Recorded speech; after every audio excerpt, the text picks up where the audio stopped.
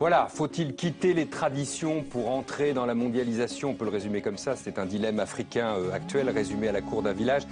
L'Afrique, on en parle en France, quand il y a une épidémie, Ebola par exemple, des coups d'État ou le terrorisme, mais c'est une autre Afrique dont on va parler ce soir. Certains disent même c'est le continent de l'avenir. Est-ce qu'on a le droit d'y croire? C'est une des questions qu'on va se poser. Est-ce qu'on peut se développer au rythme des coups d'État? Qu'est-ce qu'il faut dire de la corruption, par exemple? Que faut-il abandonner? Les traditions, la culture, ça se disait beaucoup dans le film. Bref, à quel prix l'Afrique peut-elle rejoindre l'Asie, la Chine, l'Inde, au rang des puissances émergentes? Voilà les questions qu'on va se poser ce soir avec la réalisatrice, co-réalisatrice et co-auteur de ce film, Chloé Aïcha Boro. Bonsoir à vous. Bonsoir. Vous signez ce film avec Vincent Schmitt et Claude Leterrier, avec également l'écrivain Antoine Glaser, journaliste, fondateur de La Lettre du Continent. Vous venez de publier Africa France. Vous avez inversé les mots, hein. C'était France-Afrique jusque-là, donc visiblement tout bouge. C'est publié chez Fayard.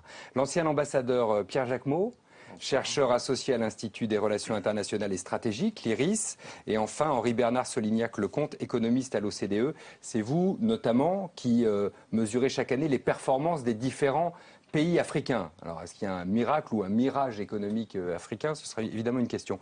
Chloé Aïcha Boro, d'abord, je voudrais que vous m'expliquiez comment vous avez fait.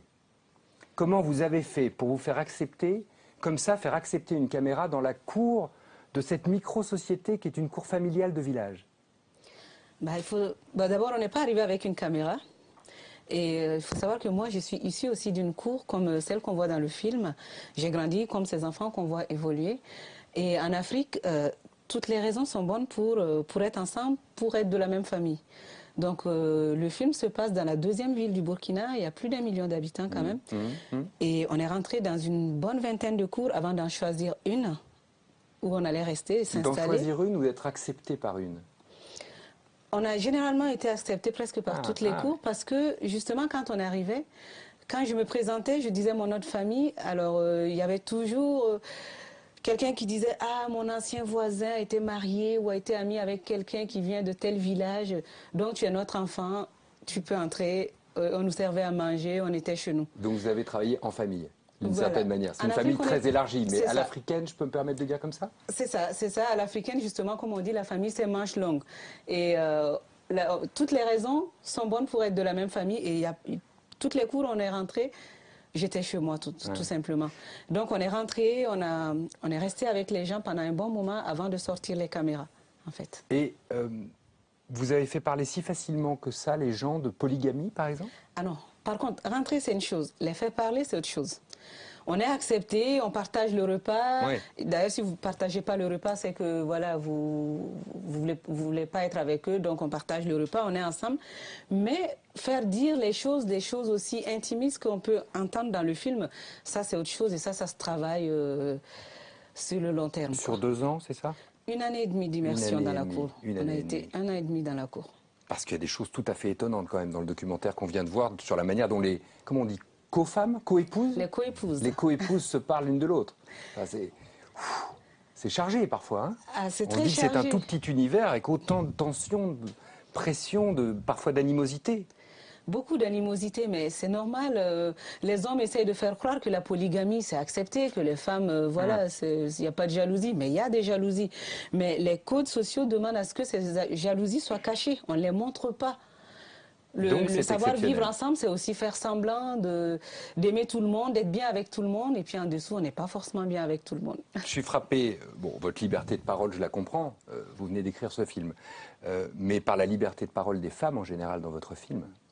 Justement, c'est quand on a vu aussi les grains de thé dans le film, et dans les grains, ils nous disent... Les grains de thé, c'est voilà, ce que certains appelleraient l'arbre à palabre, hein, si on est dans la caricature africaine. Mais ce n'est pas une caricature, c'est une réalité. Alors, oui, c'est un endroit où on se retrouve. Alors, en général, tout le monde appartient à un grain de thé. Hein.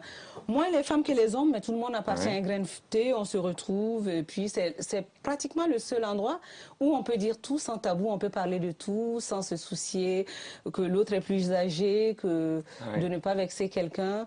Parce que c'est quand même des sociétés du silence. On ne peut pas parler comme ça. Et dans les grains de thé, on peut parler de tout. Et on entend dans les grains de thé, ils disent les autres, ils croient que la femme africaine, c'est une femme soumise qui n'a pas droit à la parole, mais c'est faux. Ils disent, le proverbe africain, le proverbe qui dit la nuit porte conseil, bah, ça vient de chez nous parce que la nuit, elle ne vient pas te voir pour te porter conseil. Parce que les codes sociaux demandent à ce que l'homme garde toujours la tête haute. Et la femme, elle doit toujours faire semblant d'être en bas. C'est la nuit qu'elle recadre son mari, c'est ça que vous voulez dire? C'est-à-dire que l'homme, il prend jamais de décision sans concerter sa femme. Donc, en apparence... c'est la femme qui porte conseil, c'est pas la nuit. C'est ça. Mais c'est la nuit qu'on retrouve sa femme. Voilà. En apparence, on a l'impression que les femmes n'ont pas droit à la parole, que les femmes ne disent jamais rien, mais au fond... Elles parlent beaucoup et quand elles ont des choses à dire, elles le disent vraiment. Et on les entend dans votre film et franchement, c'est exceptionnel. Qu'est-ce que vous vouliez dire finalement? Qu'il faut quitter Farah Finko, cette cour pour entrer dans le grand monde? Qu'il est temps de changer, que l'Afrique doit changer? Quel est le message que vous portez? Alors, je ne sais pas, il n'y a pas forcément une prétention de dire ce qu'il faut faire ou ce qu'il ne faut pas faire. Je ne pense pas que ce soit d'ailleurs l'approche d'un film documentaire. Pour moi, on avait envie de montrer une réalité. C'est une immersion dans une cour mandingue, une cour ouest-africaine. Parce que, alors, d'abord, comment est né ce projet? C'est que, comme je le disais, moi je suis issue d'une famille comme ça, d'une cour comme ça.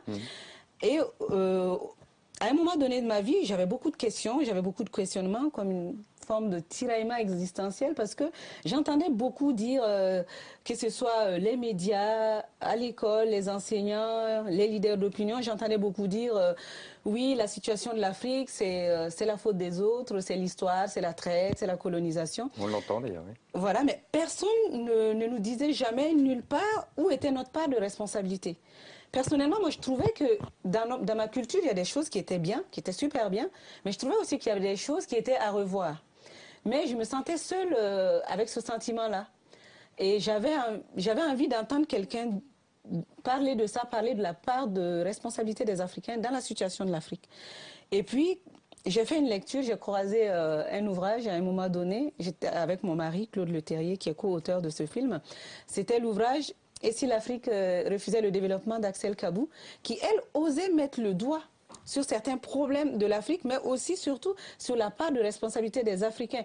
Qu'est-ce qui ne va pas dans notre culture? Qu'est-ce qui fait qu'on bloque et qu'on n'arrive pas à aller de l'avant, alors qu'on est un continent quand même qui est très riche? On a un sous-sol qui est riche, il faut dire ce qui est. On est pauvre, mais on a un sous-sol qui est très riche. Vous dites culturellement, bouger, on est finalement. très... Vous dites bouger. Bougeons-nous. Bah, déjà, bougez-vous. faire miroir, quoi. Regarder et dire, bon, il y a quand même des choses qui ne vont pas aussi chez nous. Les autres ne sont pas des anges, mais nous, on n'est pas non plus que des victimes. En tout cas, pas des victimes innocentes, quoi. Pas que des victimes innocentes. Donc, moi, j'avais envie que quelqu'un parle de ça. Et quand j'ai lu cet ouvrage-là, j'ai eu envie d'en parler aussi. Et c'est comme ça un peu qu'est né ces films-là. Qu'est-ce que vous en avez pensé les uns les autres, Antoine Glaser? Très franchement, je trouve que sur le poids de la tradition, ce documentaire devrait être diffusé dans les écoles en France. Parce que pour comprendre, moi ce que j'ai bien aimé, justement, c'est qu'il n'y ait pas de jugement de valeur. Je veux dire, est-ce que c'est bien, c'est mal? C'est vraiment de montrer qu'est-ce qui se passe réellement en Afrique. Et moi, j'ai toujours du mal, même à des confrères, à leur expliquer comment la gestion, comment un Africain, comment il doit gérer sa vie avec sa famille. Comment, c'est dit à plusieurs fois, c'est-à-dire la fierté, c'est notre famille, même si à un moment donné, il dit, oui, avoir 10 personnes sur ses ailes, on risque de tomber. 10 ou mais 30, en même parce temps, qu'il y a 30 personnes j'explique à des confrères, je leur explique ce qu'on retrouve un peu dans le film en disant, imaginez que le matin, vous sortez et vous devez dialoguer avec votre grand-père qui est enterré dans le jardin. Et que finalement, si vous voyez à un moment donné quelque chose qui bouge dans la cour ou autre, vous allez voir, il m'indique ci, il m'indique ça. Ça veut dire cette pesanteur, ce dialogue aussi avec cet univers surnaturel, le dialogue avec les ancêtres. Comment, pour un Africain, toutes ces pesanteurs, comment c'est ça l'Afrique. Et je trouve que là, c'est vraiment bien, montré. Et je trouve pas justement, il y a justement pas cette idée, il faut que l'Afrique, elle sorte de la grande cour, faut qu'elle sorte de ses traditions, faut qu'elle aille vers la modernité. L'idée que l'homme africain n'est pas entré dans l'histoire. Le célèbre discours de Nicolas Sarkozy qui a fait grosse polémique à l'époque. Je trouve que Alassane, qui explique dans le film, qui est l'homme qui explique, voilà, je ne peux pas, on vient me voir, j'ai pas d'argent, mais c'est pas possible de ne pas donner cette solidarité africaine, de faire comprendre ça. Mais il négocie ce qu'il va donner quand même. Hein. Oui, mais il vient, il donne. Mais c'est extrêmement important, en France en particulier, enfin en Europe en général, mais en France en particulier, on veut tellement que les Africains nous ressemblent. On aime que les Africains qui sont à notre image. On a beaucoup de mal à accepter l'Afrique et les Africains tels qu'ils sont. Du coup, ça nous empêche de connaître, de savoir. Et je pense que ce documentaire apporte énormément sur ce plan-là, il permet, voilà, l'Afrique c'est comme ça, avec ses déterminants. Alors, que vous l'aimiez, vous l'aimez pas, elle est comme ça.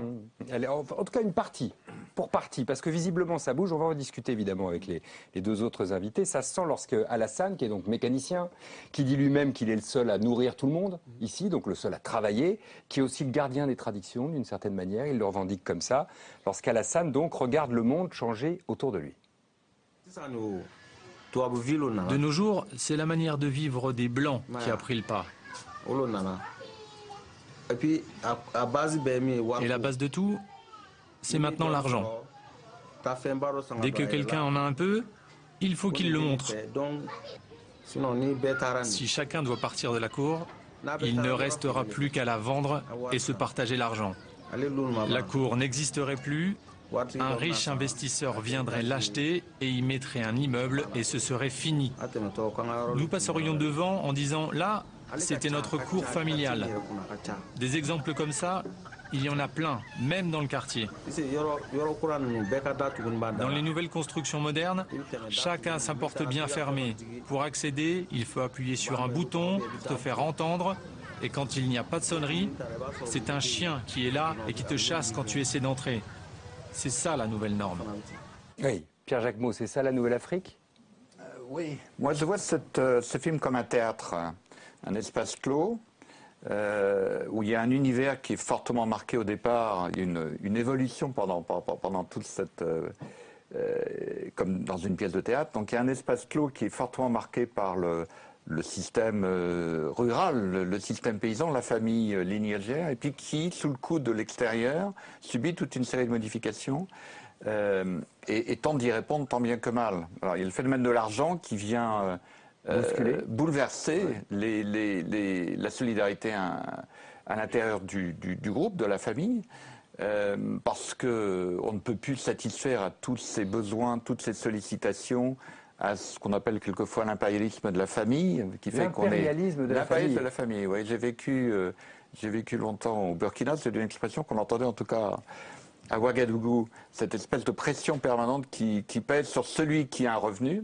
Ça vaut aussi donc pour les Africains qui ont quitté le sol africain et qui vivent à l'étranger. Vous avez le même phénomène vis-à-vis du migrant qui, il a du travail ou il n'a pas du travail et sollicité en permanence et a ce devoir de pouvoir envoyer. Alors qu'il a fait la démarche de partir. Voilà. Il faut comprendre que les Africains qui vivent par exemple en France, ils sont sous votre contrôle, combien? 650 000 étrangers, c'est ça, venus s'installer africains, hein, venus s'installer en France. Il faut comprendre qu'ils sont sollicités de la même manière. Oui, alors que beaucoup... Viens les voir en leur disant ça va pas, je m'en sors pas, il faut m'aider.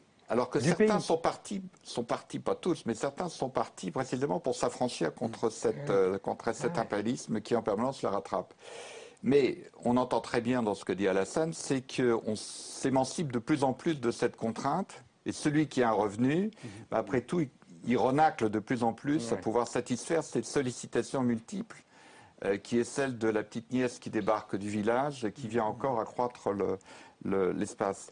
L'autre phénomène, l'autre bouleversement, c'est évidemment celui des femmes dont on a parlé. On va en parler un peu plus tard. Mais qui me paraît intéressant dans la mesure où là aussi, il y a du fait du contact avec la ville, du fait que ces femmes ne sont plus à donner au travail agricole ou à certaines corvées parce que l'eau potable est peut-être là à disposition, peut-être parce qu'elles ont un travail où elles dégagent leurs propres revenus, elles ont un droit de parole beaucoup plus important. Et elles le prennent. Le jour, pas seulement la nuit, pour pouvoir se repositionner et avec beaucoup d'humour, mais avec un esprit un peu sournois, parler de leur mari. Une vraie tonicité, hein. Ça envoie le bois, comme on dit chez nous. Allez-y. Oui, alors, c'est pas juste celui qui prend tout le monde en charge qui travaille, hein. Les autres peuvent travailler aussi. La preuve, c'est que dans la cour, Ibrahim, il travaille. Et je pense qu'il gagne bien mieux sa vie qu'Alassane, finalement. Mais c'est quand même Alassane qui distribue l'argent. Parce que c'est le droit d'aînesse. Parce que Alassane, c'est l'aîné. En tout cas, donc le salaire d'Ibrahim vient chez Alassane? Non, du tout. Non, Ibrahim, il garde son salaire pour lui. C'est pour ça qu'il peut avoir une antenne parabolique. C'est mieux logé, finalement. Il faut pas il n'a pas besoin d'exercer la solidarité. Il n'est pas le chef de la cour. Si vous voulez, c'est... À la base, on a un champ familial et tout le monde cultive dedans et c'est l'aîné qui va gérer et redistribuer à tout le monde. Là, on est dans un système qui s'est modernisé, tout le monde travaille de son côté, à son salaire.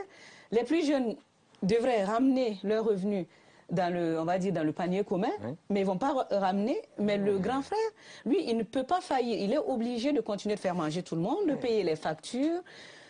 Voilà, donc tout a bougé en vérité. Tout Sous bouge, l'apparence d'une cour qui n'a pas changé, tout a changé et en profondeur. L'économie africaine a changé de la même manière. J'ai lu une statistique, je voudrais vous la soumettre, Henri Bernard Solignac-Lecomte, parce que 53% des Africains seulement ont l'eau courante, 93% ont un portable. Oui, et là, ce qui est très intéressant dans le reportage pour l'économiste, c'est qu'on voit bien des tensions entre divers phénomènes qui ont lieu et que souvent nous, ici, on confond. Il y a trois choses. La première chose, c'est la modernisation. C'est-à-dire que cette Afrique qu'on voit dans le documentaire n'a rien à voir avec celle du début du siècle, n'a rien à voir avec celle des indépendances. C'est déjà une génération complètement différente. Les représentations changent, les rapports entre les gens dans la cour, entre hommes et femmes changent, l'ouverture à la mondialisation. On a un parent tous qui est en France ou peut-être aux États-Unis ou ailleurs en Afrique qui renvoie de l'argent. L'État ne joue plus le même rôle que celui qui jouait après au terme de la décolonisation. On a des figures tutélaires qui tout à coup sont tombées de leur piédestal et on se cherche de nouveaux leaders. Donc il y a une vraie modernisation, c'est-à-dire une transformation en profondeur des habitudes, des modes de vie. Je vous parlais des téléphones portables, par exemple. Donc cette Afrique change très vite. Ça, c'est la première chose. La deuxième chose, on parle de l'argent. Effectivement, un promoteur risque de venir, d'acheter la cour, de construire un immeuble, parce que, vous le rappeliez en début d'émission, il y a eu plus de 10% de croissance plus de 5% de croissance par an pendant les 10 dernières années en Afrique. Ça veut dire la même chose. On aimerait bien. Ça veut dire une accumulation de richesses considérable, mais qui n'est pas bien partagée. Donc ça, c'est aussi un foyer de tension. Et troisième chose, c'est enfin le problème du développement. C'est que cette modernisation, cette croissance, elles sont possibles sans que pour autant la qualité de vie, le niveau de vie des gens, leur espérance de vie, la mortalité infantile ne connaissent la même évolution positive. Donc on a trois phénomènes, modernisation, croissance et développement, qui ne vont pas dans le même sens. Et on sent ces tensions quand on voit les jeunes, par exemple, qui se demandent de quoi sera fait leur avenir et quelles opportunités ils vont avoir. Vous êtes en train de décrire, non, monsieur l'ambassadeur? C'est des flagrants comme cocktail. Quand tout d'un coup, il y a un mieux qui arrive et qu'il n'est pas partagé et que les fruits ou les gouttes ne redescendent pas jusqu'au socle, c'est comme ça que naissent les révolutions, non? Oui, mais vous avez raison. Simplement, ça heurte notre imaginaire d'occidental où le développement, c'est quelque chose de linéaire, avec cet effet de ruissellement qui bénéficie à tous et qui ne souffre pas de résistance forte. C'est pas le cas. Le Burkina, par exemple, vient d'annoncer, le nouveau gouvernement, parce qu'il y a eu un coup d'État au Burkina, ou plus exactement un changement, le président sortant est parti, vient d'annoncer que finalement, on voyait à la baisse les prévisions de croissance, ce ne serait que 5,1%. Et cette croissance-là, oui, mais elle ne ruisselle pas. Elle est tout à fait abstraite. Vous dites à un membre de la Cour qu'il y a un taux de croissance de 5%, pour lui, ça n'a strictement aucune signification. Oui, mais même pour un Français, honnêtement, les taux de croissance ou de PIB, ça n'a pas de sens. Mais quand même, ce qu'on vit au quotidien, ça a un sens.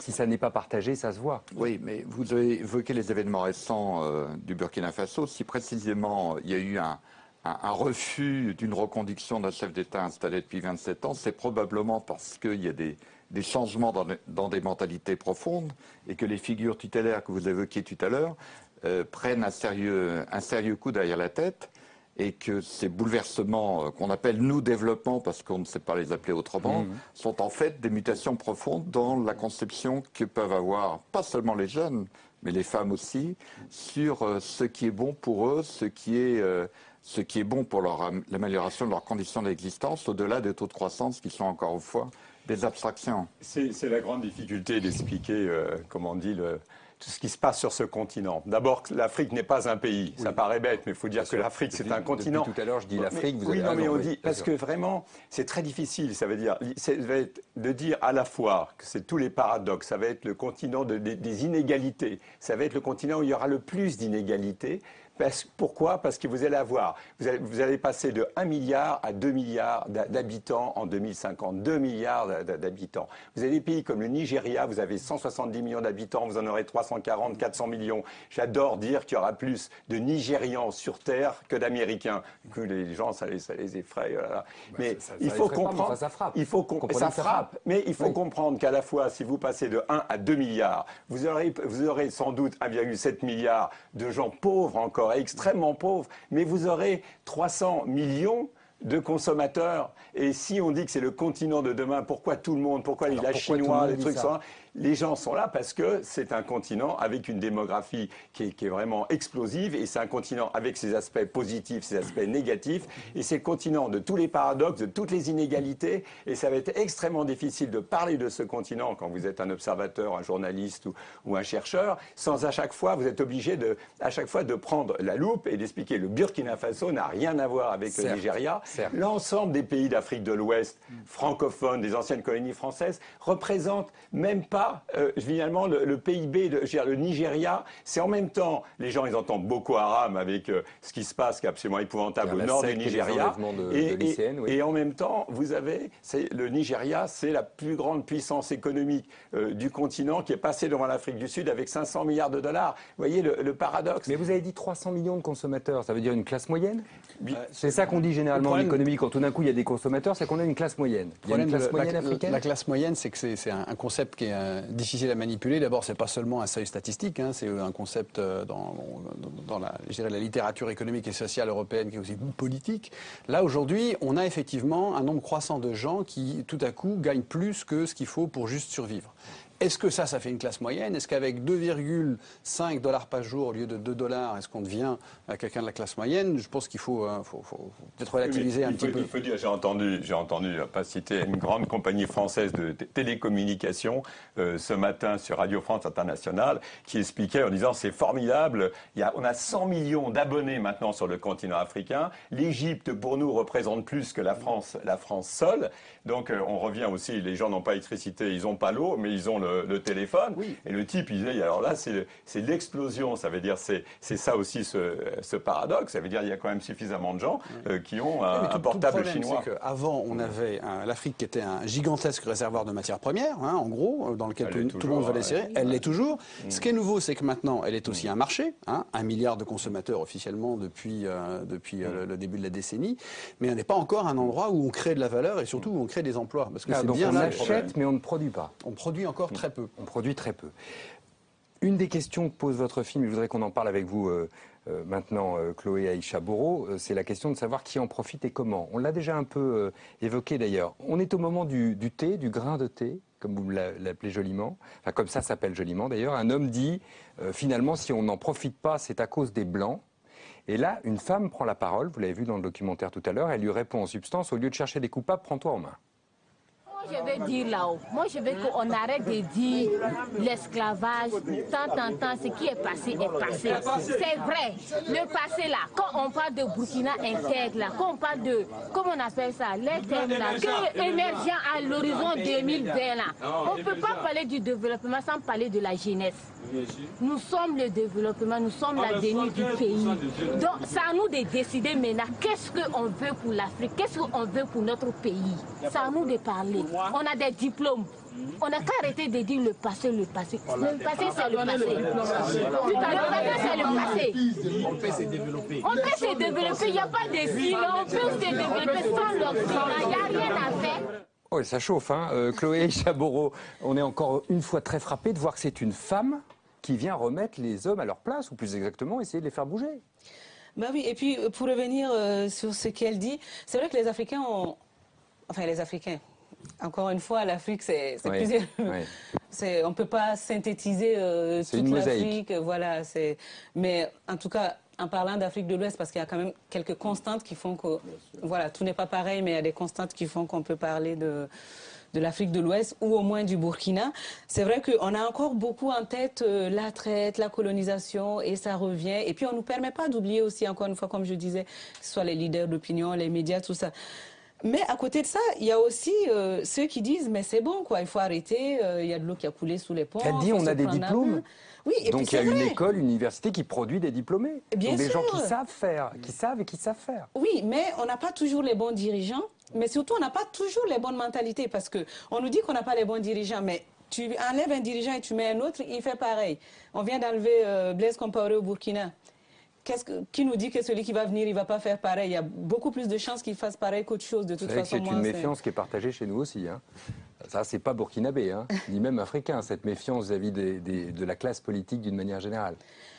Mais moi, je suis frappé de voir que les femmes prennent la parole. Et je voudrais vous poser la question de savoir si pour vous, les femmes sont des moteurs de développement. Ah oui, beaucoup.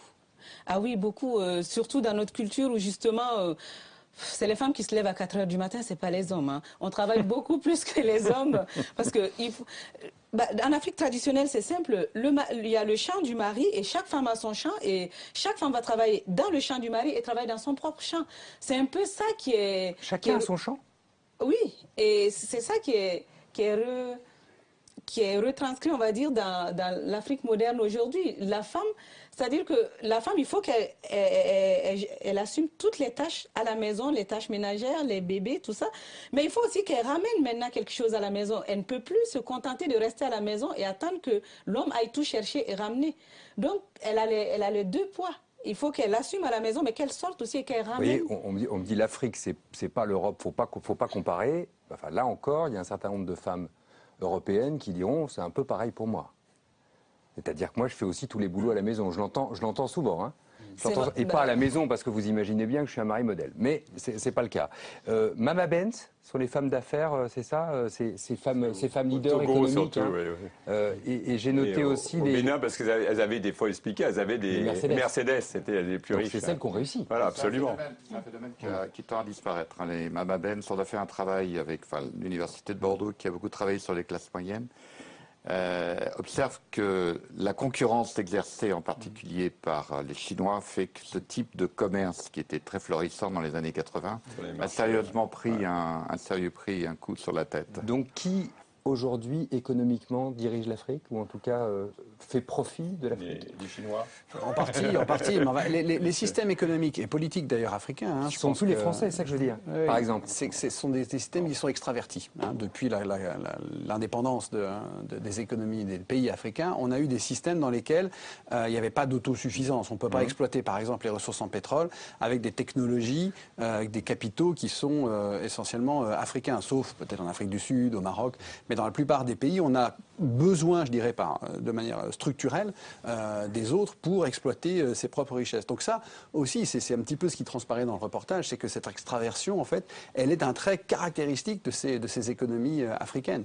Et aujourd'hui, ceux qui tirent les bénéfices de ces ressources, ce sont d'abord les élites qui, parce qu'ils contrôlent le pouvoir politique, ont accès à la rente du pétrole, la rente de l'or, par exemple, ou d'autres minerais. Il y a une corruption importante en Afrique aujourd'hui?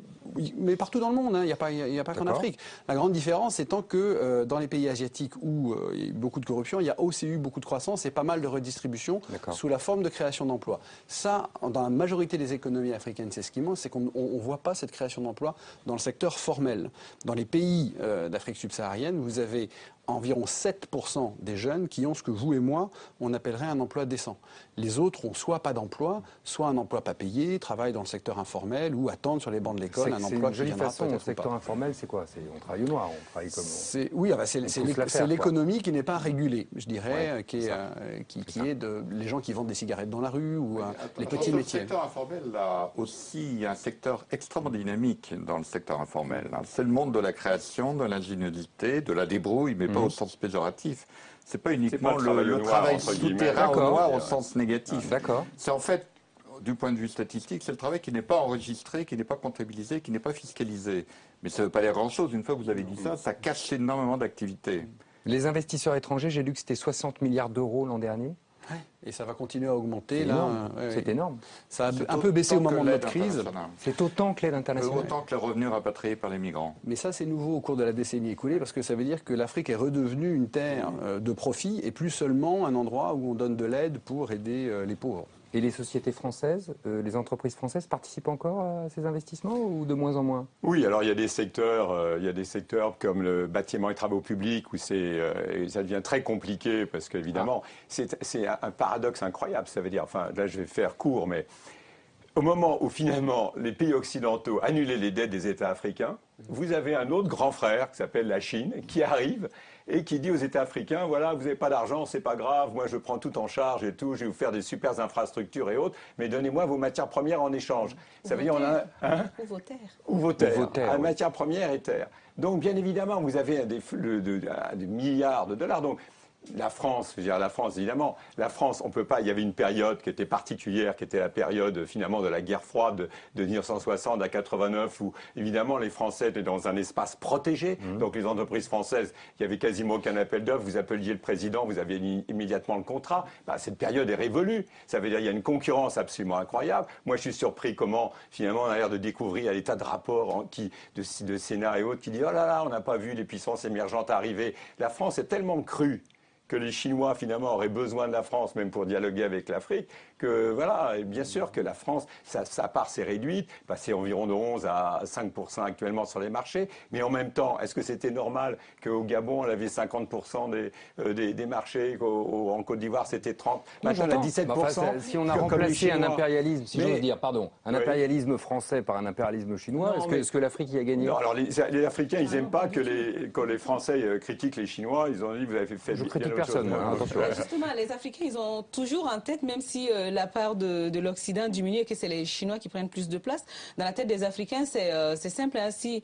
n'y a pas l'uranium du Niger, ben, la France n'a pas d'électricité. S'il n'y a pas le coltan du Congo, s'il n'y a pas le coton du Mali et du Burkina, voilà, s'il n'y a pas le café cacao. Donc, on est vraiment resté dans le ressenti de la colonisation, du blanc qui vient piller et on ne se rend pas compte. Et c'est comme si on ne voyait pas le Chinois. Alors que, comme dit, je ne sais plus qui le disait, la France était avec la carotte, mais les Chinois, c'est avec le fouet. Et quand on va se réveiller et se rendre compte que les Chinois, c'est pire, ben, ça va être dur, quoi. La tentation, en attendant, pour certains, c'est de partir. On le voit aussi dans votre documentaire. Alors, à la ville, pour certains, mais là, on est déjà dans une ville. En ce qui concerne la cour que vous avez choisie, la cour familiale. Pour d'autres, c'est la direction de l'Europe. L'Europe, les Blancs. Le rêve du frère d'Alassane, Ibrahim, c'est ça. Et il le dit assez crûment. Ma deuxième femme, ça serait une blanche. Je vais aller vivre là-bas avec elle. 6 mois, 7 mois, je viens. Le mois de décembre, comme ça, novembre, décembre, je viens ici. Voir la deuxième. Elle aura droit à 2 ou 3 mois comme ça. Quel qu'en soit Alpha, il y en a qui vont rester. D'autres vont partir. Moi, ce que je sais, moi je ne vais pas rester ici. Ça, jamais de la vie. Jamais. L'Afrique, c'est 75% de jeunes gens. Hein. C'est à peu près ça, la population africaine. 65% de jeunes gens. Ils ont tous dans la tête l'idée de cet horizon européen. Peut-être pas tous, mais la majorité quand même, la majorité. Je dirais. Bah, il faut savoir que voilà, l'Occident, enfin la France en tout cas, a pris beaucoup de temps pour nous convaincre que voilà, les Africains, comment vous étiez, c'était pas forcément la meilleure façon d'être et que faire comme la civilisation d'ici, c'était la meilleure façon. Maintenant que on en est convaincu et que tout le monde veut venir, la France veut fermer ses portes, mais il faut du temps aussi pour que les Africains se réapproprient ce sentiment de voilà, on est très bien comme on est, parce que il y a un double sentiment. Quelque part, oui, le blanc, il est un peu... C'est comme, il n'est pas supérieur, mais voilà, tout ce qu'il fait, ça mystifie. On a envie d'aller voir, on a envie d'être comme le blanc, parce que voilà, on a pris beaucoup de temps pour... d'une certaine manière. Ça brille, voilà. Puis il y a l'autre sentiment aussi oui, le blanc, c'est un peu Babylone, nous, on est un peu supérieur parce qu'on est les gentils, et puis eux sont les méchants. Enfin, c'est un peu compliqué, mais contrasté. La fascination du blanc et la fascination de l'Occident, c'est une réalité, c'est encore dans la tête des jeunes, c'est sûr. Hein. Pierre Jacquemot. On parle des Africains qui partent. C'est vrai que c'est un phénomène spectaculaire, et c'est l'image que nous renvoie un certain nombre de reportages dramatiques. Il faut parler aussi des Africains qui reviennent cet été. Ah, oui. Oui. 3000 morts au large de Lampedusa cet été. Mais je pense qu'il faut aussi parler des Africains qui dominent. L'OCDE parle de brain gain, de gain de l'émigration, et pas seulement de l'exode des cerveaux. De gain de cerveau, exactement. Et pas uniquement. Et donc, je veux dire, dès lors que les conditions politiques et économiques sont requises, on assiste à des phénomènes de retour qui sont des éléments de développement. Pas seulement parce qu'ils ramènent des capitaux, mais aussi parce qu'ils ramènent un apprentissage, une connaissance. Et il y a des pays où c'est relativement spectaculaire. J'ai travaillé pendant longtemps au Ghana, donc pays juste en dessous du Burkina Faso. Là, vous avez des phénomènes de retour et de créateurs, d'entrepreneurs.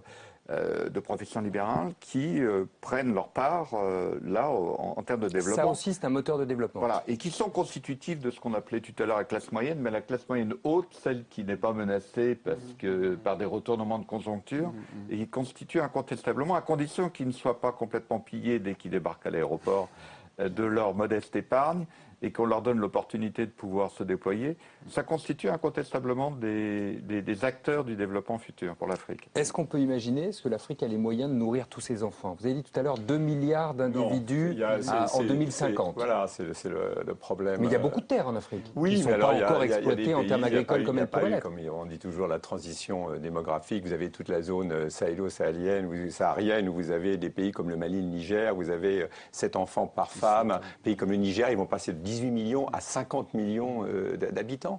Mais bon, quelque part, il faut arrêter aussi. On est trop dans un aspect de oh là là, c'est l'impression qu'il va y avoir 1 milliard d'émigrés. Non, je veux dire, le problème de l'Afrique. C'est pas ce que j'ai dit. Non, mais je sais bien, mais si l'Afrique peut nourrir, si elle a les moyens de nourrir tous ses enfants. Non, enfin, elle aurait, s'il y avait une juste redistribution des terres, si vous aviez tout le pétrole du sud du Nigeria qui avait depuis des années, qui n'avait pas laissé tout le nord du Nigeria en déshérence, bien sûr que s'il y avait une redistribution, si vous avez le nord de la Centrafrique où il y avait eu vraiment une redistribution, le nord du Mali, la même chose.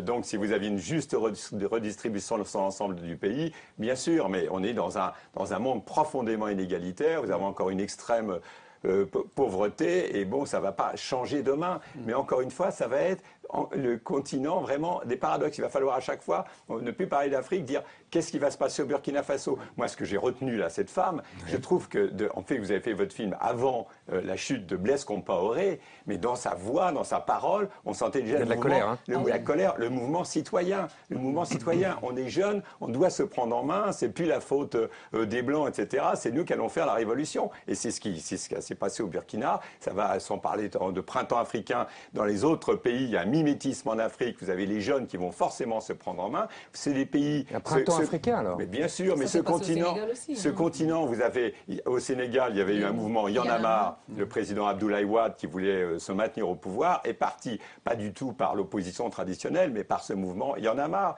Au Burkina Faso, c'était le ballet citoyen. Et il y aura d'autres ballets ailleurs sur ce continent. Et vous allez avoir vraiment des profonds bouleversements qui vont être très difficiles à comprendre de l'extérieur, parce qu'ils vont dire, soit il y a ceux qui disent oui, c'est toujours le bordel et tout, mais ils ne se rendent pas compte de ce continent, ils ne se rendent pas compte des distances. Quand on leur dit par exemple rien que le Centrafrique, c'est 1,5 fois la France. Vous avez des distances absolument gigantesques. Donc, je veux dire, il se passera des choses horribles à certains endroits, et puis il y aura une urbanisation accélérée, avec encore une fois, des gens, vous allez avoir les plus beaux hôtels, les plus belles voitures, les plus beaux trucs qui se vendront en Afrique. Et on parle de la Chine, mais on n'a pas parlé de l'Inde, du Brésil, des Turcs. Je connais un chef d'entreprise qui m'a dit on était sidérés, on arrivait à Abidjan, ils ont toujours estimé que la Côte d'Ivoire était le village gaulois, et il y avait un calicot énorme, bienvenue au patronat turc, parce qu'il avait oublié de l'enlever, il y a les patronats turcs, qui sont extrêmement importants et mobilisés. Donc il faut au niveau français sortir aussi de on dit toujours la France-Afrique, mais il y a bien sûr une Afrique à France, avec des chefs d'État et des Africains qui ont le monde entier, qui sont comme interlocuteurs. Oui, mais j'entends bien que les Français ont un peu perdu pied sur ce terrain-là. Par rapport à d'où ils partaient, des entreprises, oui, même sûr. des entreprises. De quoi rêvent les Burkinabés, par exemple? D'une démocratie à la française? Ça a un sens ou c'est pas le sujet? Pas du tout d'une démocratie à la française. Ils le disent d'ailleurs dans les grains de thé. Ils disent, bon d'abord, dans les grains de thé, ils disent la démocratie, c'est le démon à cracher. Parce que qu'est-ce qu'on sait de la démocratie au Burkina finalement? Quand on a le même président pendant 27 ans qui fait que de la dictature, qui construit Ouaga 2000, je ne sais pas vous qui avez fait un peu le Burkina, si vous avez vu Ouaga 2000, c'est quand même... voilà. Qu'est-ce que c'est Ouaga 2000? C'est une sorte de greffe occidentale de maisons mais où on a mis des millions et des millions, et puis juste à côté, vous traversez la route, il y a des gens qui n'ont pas à manger, quoi. Donc ce qu'on sait de la démocratie finalement, c'est ça, c'est les 27 ans de pouvoir de Blaise. Mais c'était pas une démocratie. Ben non, précisément. Mais c'est... Formellement, ça n'avait... C'est ce qu'on en disait, oui. C'est venu après une révolution, et ça s'appelait la démocratie. Blaise a toujours dit que c'était de la démocratie. Mais on est d'accord que ça n'était pas. Mais le citoyen lambda burkinabé qui n'est pas sorti, qui n'a pas d'éléments de comparaison, c'est ça la démocratie pour lui. Donc il n'en veut pas. Et puis de toute façon, on ne peut pas copier le modèle occidental chez nous. Parce que ce n'est pas les mêmes réalités, tout simplement. Bah, vous prenez par exemple la sécurité sociale ici, on a mis une sécurité sociale chez nous justement, sur le modèle d'ici, ouais. Alors que ici, bon, ben, la famille c'est papa, c'est maman, c'est les enfants. Chez moi, la famille, comme je disais, elle est manche longue. Il y a les enfants, il y a les neveux, il y a les cousins, il y a l'enfant du voisin. L'enfant du voisin vient te voir parce qu'il est malade. On ne peut pas rentrer sur une carte de sécu. Il y a trop de monde pour rentrer sur une carte de sécu. Il faut créer un modèle qui prend en compte ces spécificités qui sont les nôtres, tout simplement, sinon ça ne marche pas. Mais il y a aujourd'hui, vous l'avez dit tout à l'heure, des diplômés ou des gens qui reviennent de l'étranger, qui reviennent avec des capacités, du talent et de la capacité de création. C'est peut-être ça qui est en train de se faire pour l'Afrique qui arrive. Les Afriques, si vous préférez. On peut considérer justement qu'il y a quelque chose qui se met en place, mais à condition, encore une fois, de ne pas avoir des Blaise Compaoré qui conçoivent voilà, l'État comme... parce que Blaise, il gérait son gouvernement, son pays comme sa famille, quoi. C'est-à-dire qu'il se prenait pour un Alassane. Il redistribue, mais entre lui, ses frères, et puis ses sœurs, et c'est tout. J'ai compris, la confiscation d'une certaine manière des ressources. Pour revenir à la question que vous posiez tout à l'heure, est-ce que l'Afrique peut se nourrir? Elle pourrait, parce qu'en fait, on a aujourd'hui une conjonction de facteurs qui fait qu'il y a plus de marge de manœuvre qu'il n'y en a jamais eu dans les économies africaines pour opérer cette transformation économique et sociale. D'abord parce que les ratios de dépendance, c'est-à-dire le nombre de jeunes et de vieux qui dépendent des actifs, sont en train de s'améliorer considérablement. C'était presque 1 sur 1 à la fin du siècle passé. Aujourd'hui, ça se réduit considérablement. Il y a plus d'actifs qui peuvent nourrir moins de dépendants, d'inactifs. On a également des ressources naturelles, on parlait d'agriculture, qui sont, contrairement à ce que beaucoup de gens pensent, largement sous-exploitées. D'abord parce qu'elles sont beaucoup moins connues que dans le reste du monde. Là où en Afrique, on investit à peu près 5 $ par kilomètre carré pour juste répertorier les ressources naturelles, minérales par exemple, sur le sous-sol. Dans les autres pays, en Amérique latine ou les pays de l'OCDE, on dépense 65 $ par kilomètre carré. Donc ces ressources sont largement sous-exploitées. Et en plus, on a aujourd'hui des cours de matières premières qui, bon, même si Stas vont rester relativement hauts et qui potentiellement peuvent générer les revenus dont on a besoin pour investir dans les services publics de qualité, dans la santé, dans l'éducation. Donc tout est là.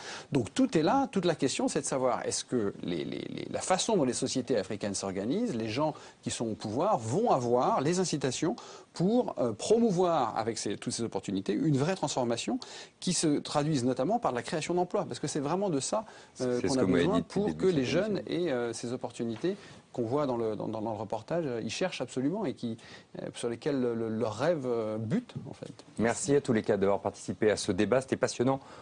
Aussi passionnant que votre film. Je vous remercie encore une fois pour ce film. Vous pouvez continuer à commenter cette émission sur le mail de l'émission qui s'affiche comme toujours en dessous de moi sur votre écran. La semaine prochaine, Claire Barsac retourne à Hénin-Beaumont, 1 an après la conquête de la ville par le Front National.